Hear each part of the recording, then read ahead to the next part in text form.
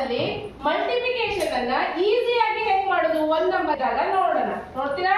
432 into 3 game ಪ್ರಕಾರ ಈಸಿಯಾಗಿ ಅಲ್ವಾ, ಫನ್ನಿಯಾಗಿ ಹೆಂಗ್ ಮಾಡೋದು. 432 ಇಂಟು 3 ಅಲ್ವಾ.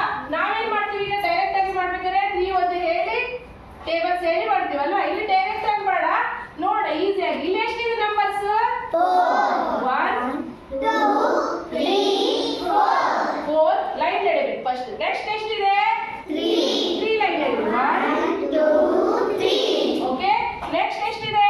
2 ಲೈನ್ ಎಳಿಬೇಕು. 1 2 ಅಲ್ವಾ. 4 3 2 ಆಯ್ತು. ನೆಕ್ಸ್ಟ್ ಇಂಟು ಎಷ್ಟಿದೆ ಇಲ್ಲಿ? 3 ಅಡ್ಡದಾಗಿ ಈಗ 3 ಲೈನ್ ಎಳಿಬೇಕು. 1 2 3 ನೆಕ್ಸ್ಟ್ ಏನ್ ಮಾಡ್ಬೇಕು ನೋಡಿ, ಇಲ್ಲಿ ಎಲ್ಲಿ ಗಂಟು ಇದೆಯಲ್ಲ ಅಲ್ಲಿ ಈ ರೀತಿ ಗಂಟು ಹಾಕುವಂತ ಹೋಗಿ ಜಾಯಿಂಟ್ ಇದೆ ಅಲ್ವಾ. ಈಗ ಮಾರ್ಕ್ ಮಾಡ್ಕೊಳ್ಳಿ. ಎಸ್ ಎಲ್ಲ ಕಡೆ ಈಗ ಮಾರ್ಕ್ ಮಾಡ್ಕೊಳ್ಳಿ.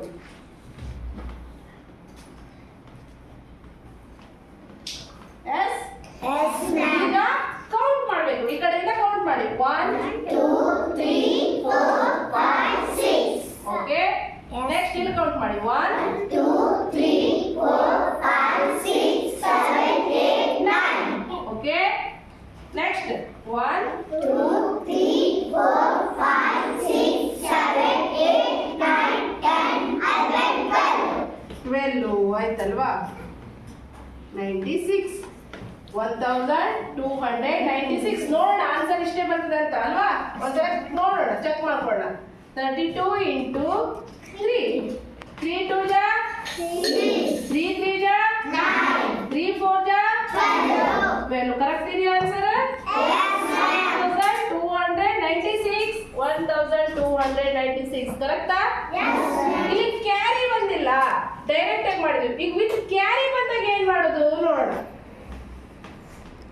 ಇಂಟು 5 ಮಾಡೋಣ ಅಲ್ವಾ. ಇಲ್ಲಿ ಕ್ಯಾರಿ ಬರುತ್ತೆ ನೋಡೋಣ. ಇದಕ್ಕೆ ಫಸ್ಟ್ ಎಷ್ಟು ಲೈನ್ ಎಳಿಬೇಕು ಈಗ?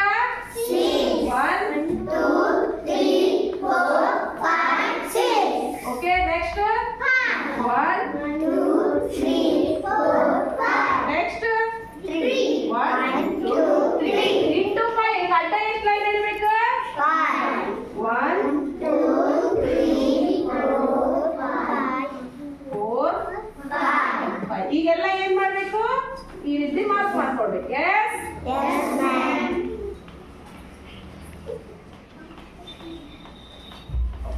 ಯಾರಲ್ಲಿ ನೆಕ್ಸ್ಟ್ ನೀವೇ ಮಾಡ್ಬೇಕು. ಎಲ್ಲ ಕಡೆ ಮಾರ್ಕ್ ಮಾಡ್ಕೊಳ್ಳಿ.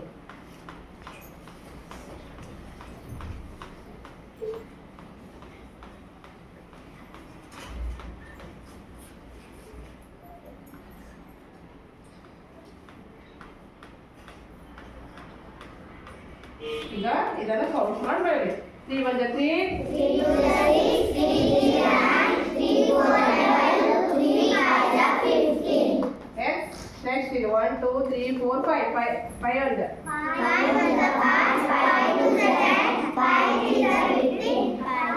1 2 3 4 5 6 5 ಎಷ್ಟು? 30 ಅಲ್ವಾ. ಇಲ್ಲಿ ಕ್ಯಾರಿ ಬಂದಿದೆ.